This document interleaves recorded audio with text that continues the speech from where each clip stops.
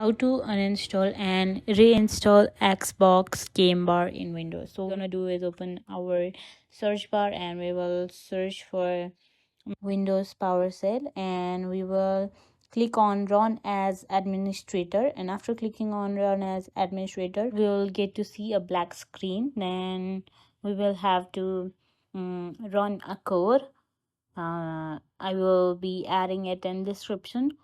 We can like first run the first code, and after running the first code we can add it there, and running the both codes you'll be able to uninstall the game bar of your PC. And then we can open our search bar and search for Microsoft Store. Then after searching for Microsoft Store we can open it, and after opening it we can search in the search bar is Xbox, and after searching for Xbox we can download it easily. So yeah, it is how we can uninstall and reinstall Xbox Game Bar in Windows 10 to fix the issues.